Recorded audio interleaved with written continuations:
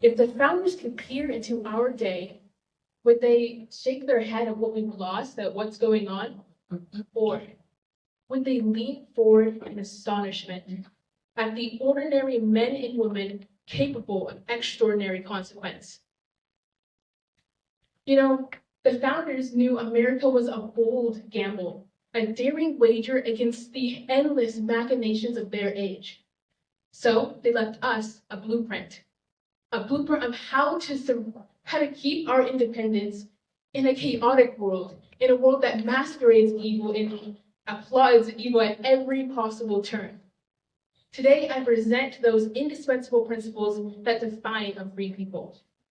Principles every American must know now more than ever, because now is our time to choose liberty or death, death of truth, death of virtue, death of honor.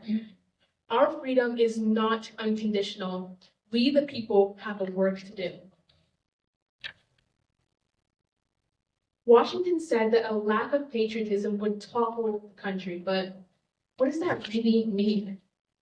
You see, patriotism, that kind of liberty, lives in the heart and minds and families of everyone who calls this great country their home. But listen carefully, if it dies there, no Supreme Court, not even the mightiest Constitution can rescue us. Patriotism is a great unifier, but today that unity feels like a distant daydream at best. I mean, we live in an ideological civil war. Truth has been twisted beyond recognition by what I like to call the Great Awakening. And our country feels like a tug of war between those who love God and those who seek to replace him. So what do we do from here? The founders call on you here and now to stand where you are, to be a force for unity. In fact, be the greatest force for unity and connection that you can right here. Build the nation that you want to live in. Build a nation worthy of your courage, worthy of that sacrifice, and worthy of the generations to come. Patriotism is so powerful because it lifts us above those factions and divisions. It demands the best of us. It defeats the tribal trap and simply says we are all Americans, and that is some of the best things we can be. What greater expression of patriotism exists than respect? Respect for one another, respect for that unity, respect for even those who would not return it.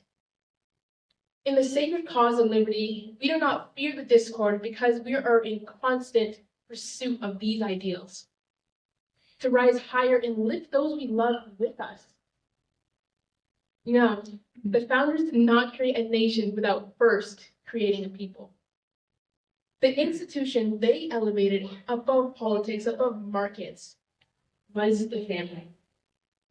Now, I want you to stop and realize just how revolutionary that idea is. Our homes are the first line of defense in the fight for the civic virtue, in the fight for truth, in the fight for all sorts of liberty itself. Teach your kids all that is excellent. Remember that it's easier to build strong children than to repair broken men. Our founders knew that freedom requires friction. Always remember where you go, that conflict is never the enemy, it's the mother of our republic.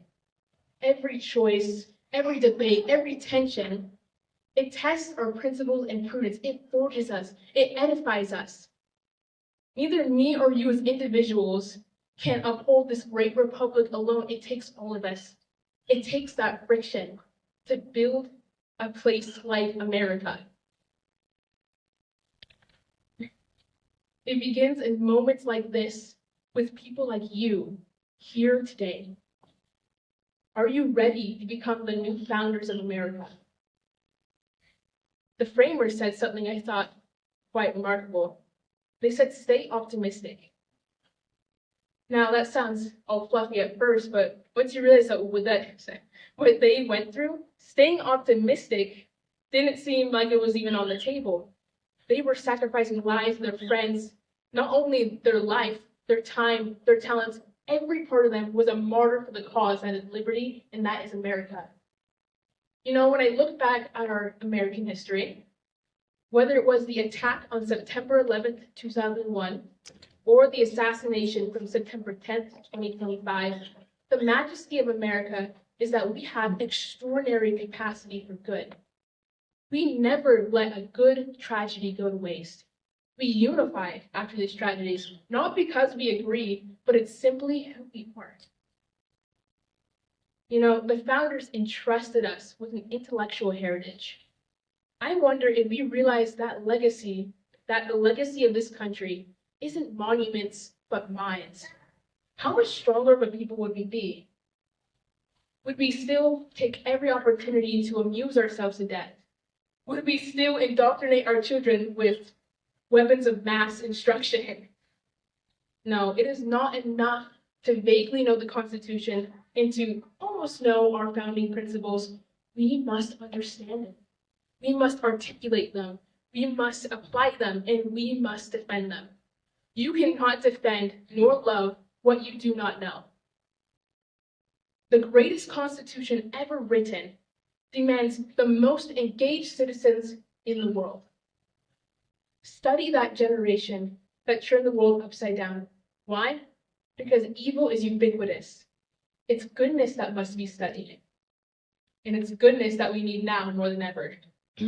Day by day, look upon the majesty of this nation until it spills over and floods into everything you do.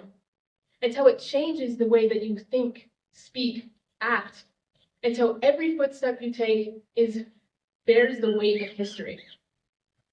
You know, Patrick Henry once said, "Should I keep my opinion back at such a time as this, I should consider myself guilty of treason against my country and my high heaven." Isn't that remarkable that even the founders believed your opinion, your voice could save this great city upon a hill? You know, the greatest tragedy of our era isn't that evil is loud. It's that we've trained ourselves to apologize for doing what is right.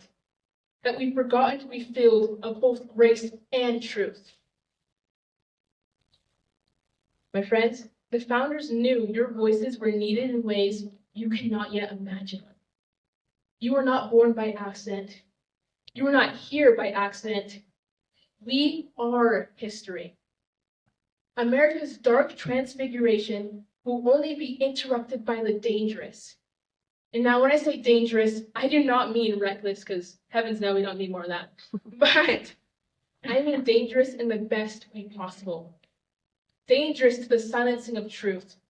Dangerous to the dismantling of the family. Dangerous to the ideologies that have rotted in our nation's substrate for far too long.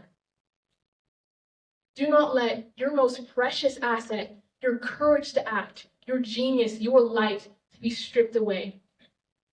Today, we choose Christ or chaos. Today, we decide we're going to take our place in the arc of history. Always remember to do what is right and let the consequences follow. The founders sure did, and look what happened. Have courage and conviction by knowing discomfort is a tuition for excellence. This country, this town, this nation's very legacy needs you. We, the people, have a work to do. I'll leave you with one final admonition from Romans 12:21. I was getting mixed up. Be not overcome by evil, but overcome evil by good. Thank you.